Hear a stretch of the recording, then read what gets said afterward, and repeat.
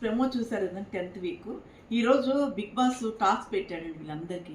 ఏంటంటే నిన్న జరిగిన నామినేషన్స్లో అందరినీ నామినేషన్లోకి పంపించాడు అనమాట బిగ్ బాస్. అయితే ఈ నామినేషన్లోంచి బయటపడడానికి వీళ్ళకి ఒక టాస్క్ పెట్టారు.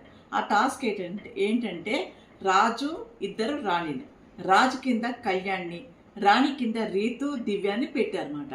అయితే వీళ్ళేమో కూర్చుంటారు పరిపాలించే రాజు కాబట్టి. అయితే మిగతా వాళ్ళందరూ ఏంటంటే కమెంటర్స్. రాజు కింద కమెంటర్స్ ఎవరంటే సంజన, తర్వాత ఏమో తనుజ, తర్వాత డెమోన్, తర్వాత నిఖిల్. వీళ్ళు కమెంటర్స్ మాట. వీళ్ళు రాజు దగ్గరికి వచ్చి వాళ్ళ ప్రజలు అంటే వాళ్ళు ఎలా పనిచేస్తారో రాజుగారి దగ్గర, మమ్మల్ని చేర్చండి, మేము ఎలా చేయబోతున్నాము, మేము రక్షణ ఇస్తాము, మీకు ఎంతో సపోర్ట్గా పనిచేస్తాము, మీరు ఏం చెప్తే అది చేస్తామని వాళ్ళు కన్విన్స్ చేసుకోవాలి. ఆ మిగతా వాళ్ళందరూ ఏంటంటే ప్రజల మాట.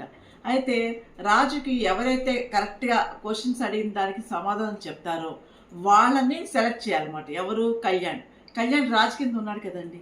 అయితే ఒక్కొక్కళ్ళు వచ్చి వాళ్ళ యొక్క ఉద్దేశాలని, వాళ్ళు చేయబోయే పనులను చెప్పి రాజుని కన్విన్స్ చేయడానికి ప్రయత్నిస్తూ ఉంటారు. అయితే ఎవరినైతే రాజు పెడతారో వాళ్ళు కరెక్ట్గా పనిచేస్తారో వాళ్ళు ఆ టాస్క్లోంచి గెలిచినట్టే అన్నమాట. అప్పుడు వాళ్ళు నామినేషన్లోంచి బయటపడినట్టుగా బిగ్ బాస్ చెప్పాడనమాట. ఇదండి ఈరోజు టాస్క్ విశేషాలు. ఇది 10th వీక్ వచ్చేసిన తర్వాత ఇలాంటి సిల్లీ గేమ్స్ పెట్టడం, టాస్క్ పెట్టడం అసలు నాకైతే అస్సలు నచ్చలేదండి. ఎందుకంటే మంచి ఫిజిక్ గేమ్ పెడితే వాళ్ళ యొక్క టాలెంట్ బయటపడుతుంది అన్నమాట. అంటే మనందరికీ తెలుస్తుంది ఎవరు టాలెంట్ ఫెలో, మనం ఎవరికి ఓటు వేయాలని. అంతేగాని స్టార్టింగ్ పెట్టాల్సిన గేమ్స్ ఇప్పుడు పెడితే ఎంత హాస్యాస్పదంగా ఉందో నాకైతే అర్థం కావట్లేదు.